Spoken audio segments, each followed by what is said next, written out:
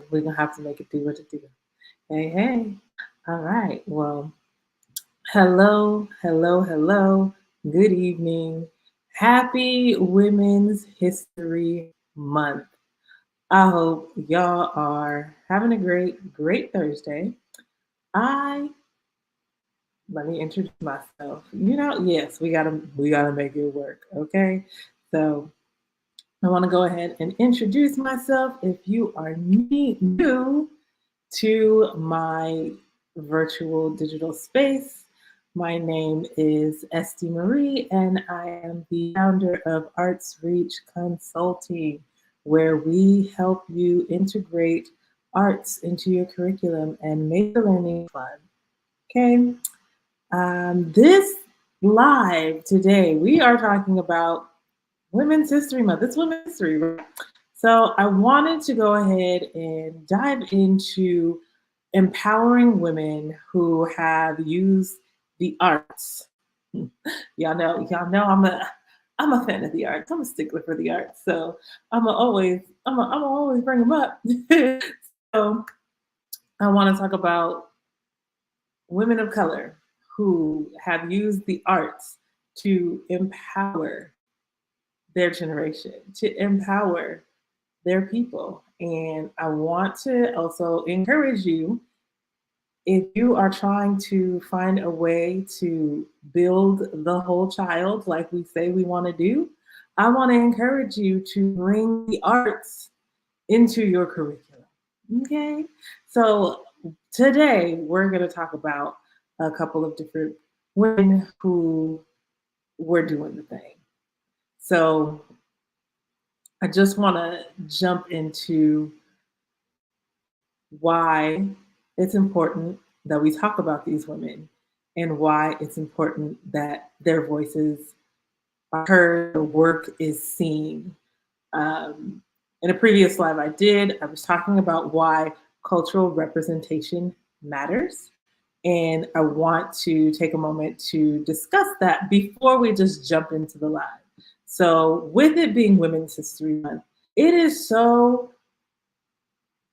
important that, especially in the arts, that we see women of color being represented.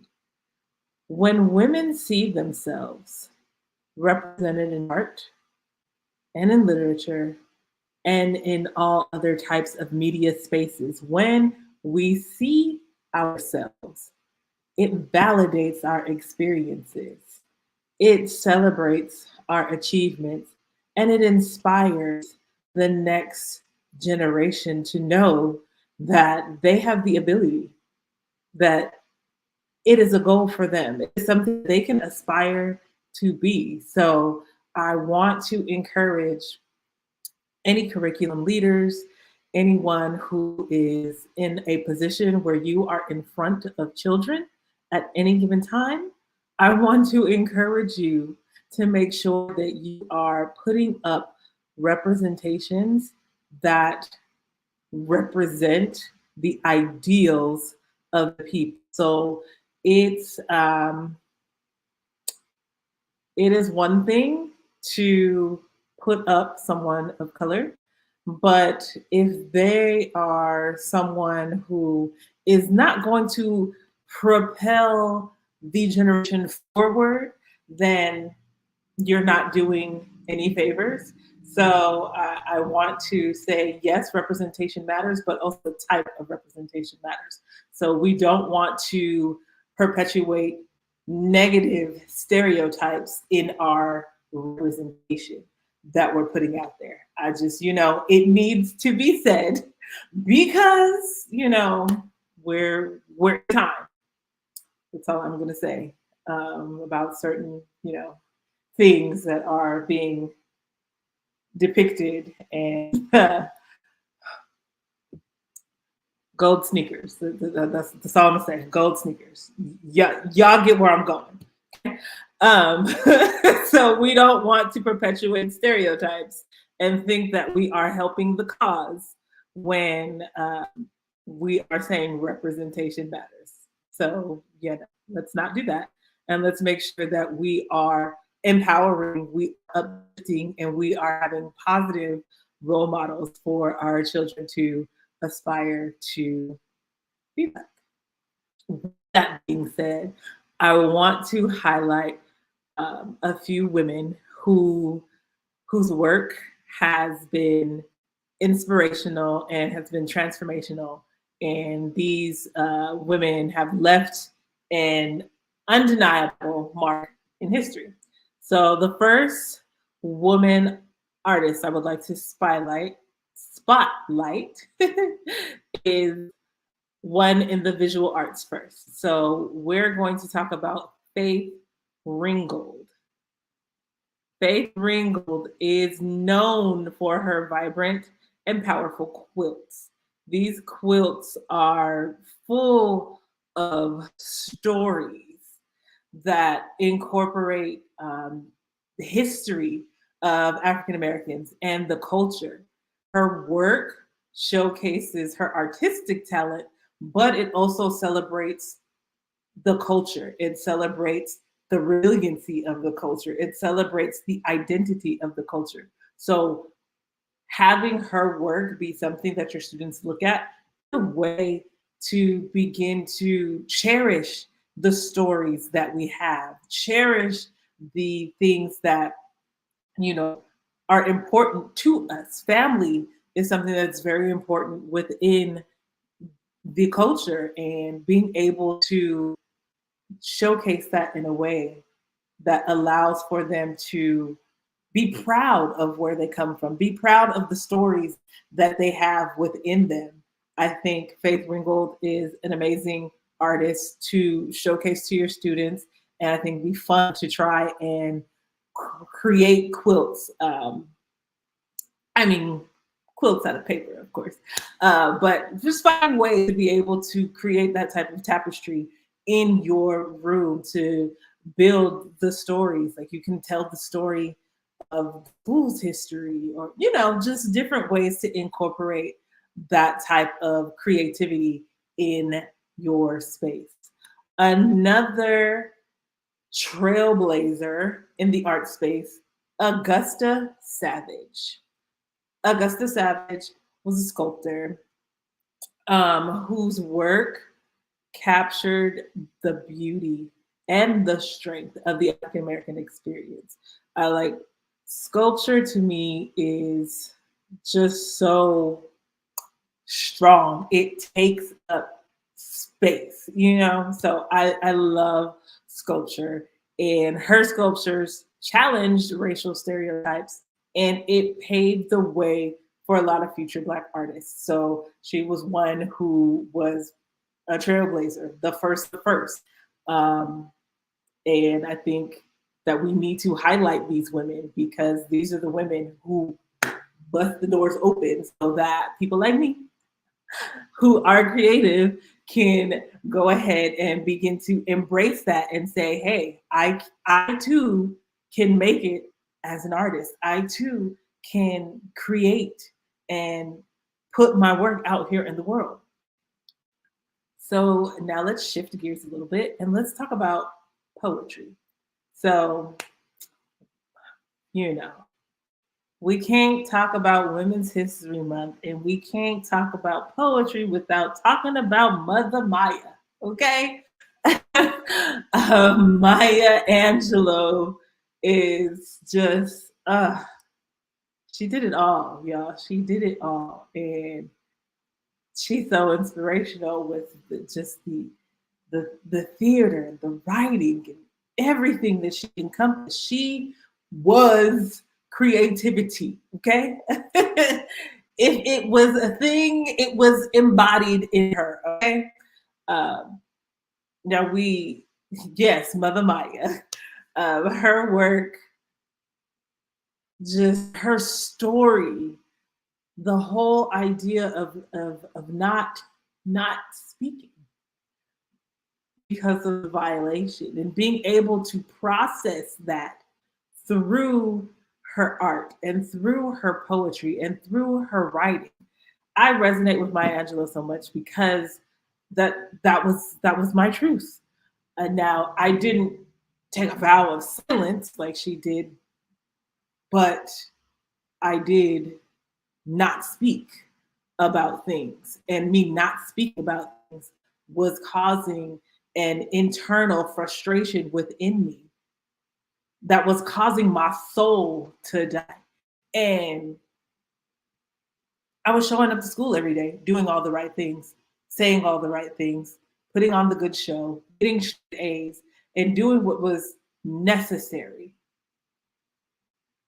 But the creative writing class that I took unlocked a world for me that allowed me to begin to process this thing that was going on inside of me that I could not talk about because it was just so in my mind, unthinkable, unreal. I can't talk about it. And I wonder how many of our students are showing up every day and we have no idea what's going on behind those eyes because if they were anything like me, they're smiling in your face. But internally, their soul is crying. Their soul is dying slowly every day. But they're showing up to school and they're doing what needs to be done.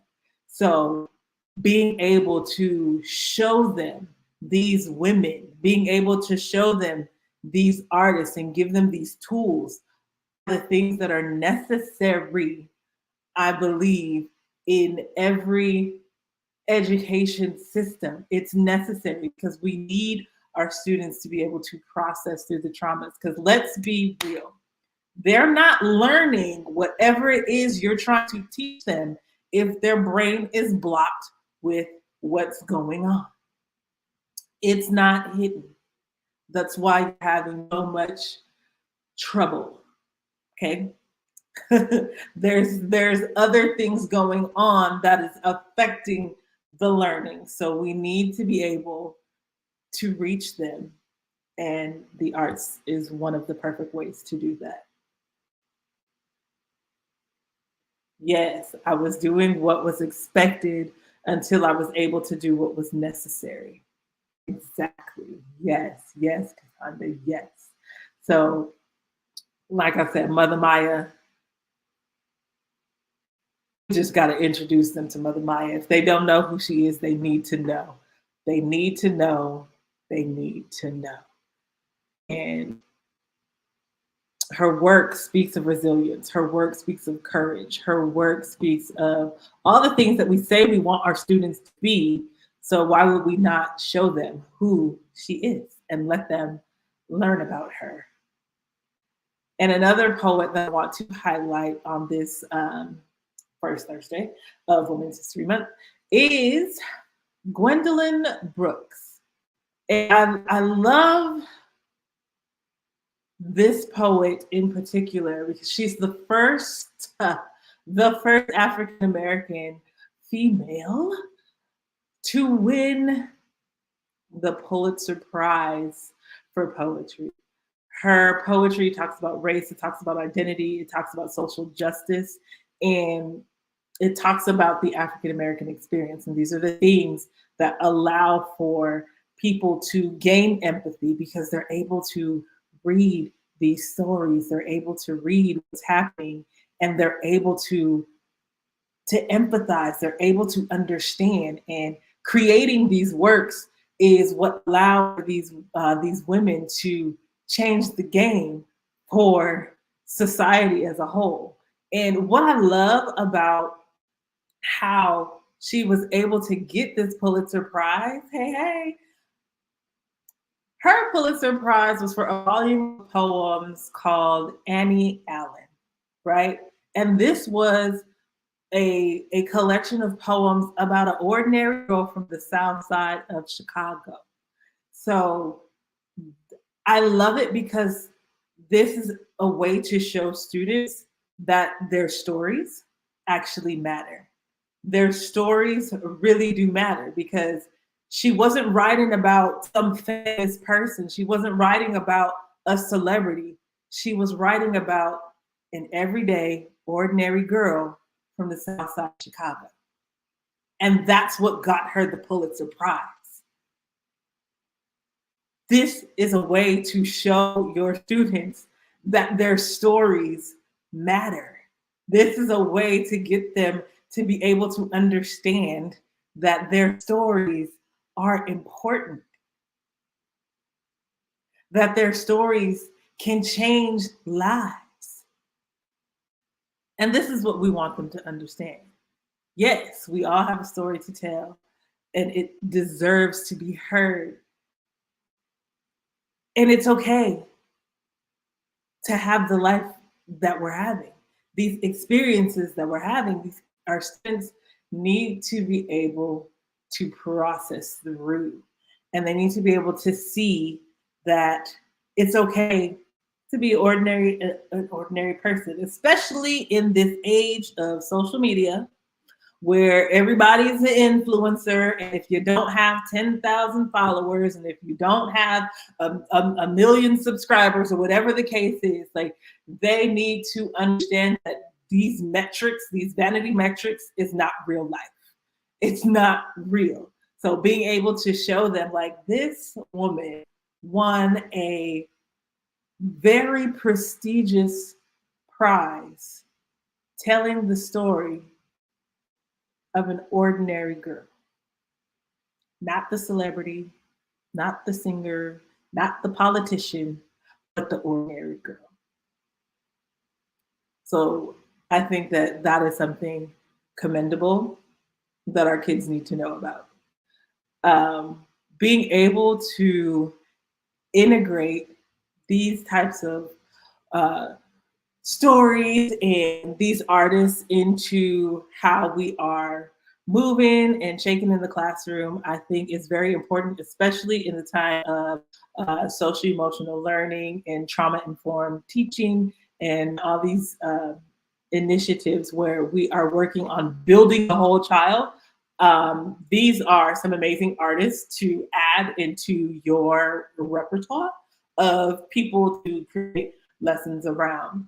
Um, Incorporating their stories, incorporating their artwork into the curriculum allows for students an opportunity to see someone that looks like them reflected in their learning process. It also fosters a sense of belonging and empowerment and cultural pride, especially for our students of color. So all throughout the arts. The arts is an amazing way to explore themes of identity, to explore themes of resilience and social justice, and to also build essential skills like empathy, self-awareness, and emotional regulation. These are all things that are built up and strengthened through the arts. So engaging in the arts and in poetry and allowing students to write and process and heal is a great way to honor the legacies of these women who came before them and also create meaningful learning experiences for our students. Because we're always saying we want them to make meaning, we want them to make meaning. Let's give them something that will help them make meaning of the experiences that they're having. A lot of times students are experiencing things and they don't know how to make meaning of it. Having the arts integrated gives them a way to process it, create something from it, and make meaning out of it. So as I come to a close of this live, I hope that you are able to think of new ways in which you can incorporate the arts into your classroom and into what you have going on at your school. Advisory is a great time to be able to incorporate these things and not take away from the other instructional minutes. Because, I get it. I understand. We've got our instructional minutes. We've got our things that we need to do. But this part is important, and you got to find a way to integrate this creative side into it, because this is what helps you to build the whole child. This is what helps them to process and build up executive functioning skills that we want them to develop so bad. I was looking at an article the other day, And one of the number one things on the top of the list for helping students to build executive functioning skills was the arts. So let's not act like the arts are not important, and let's make sure that we're finding ways to incorporate it.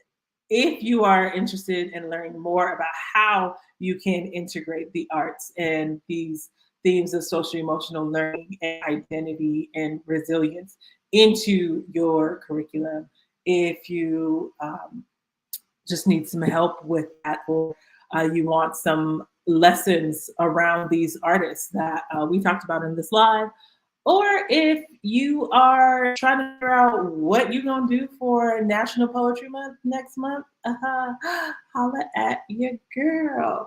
I would love to assist you in finding a way to have your students celebrate literacy and celebrate their identities through creative expression. So feel free to shoot me a direct message, or feel free to send me a comment, and we'll link up. Okay. So have a great evening. I hope you have gained some information from today that is beneficial, and we can help our students feel seen, we can help our students feel valued, and we can help them be heard. Okay. All right. I will catch y'all next week on the next live. Have a great evening.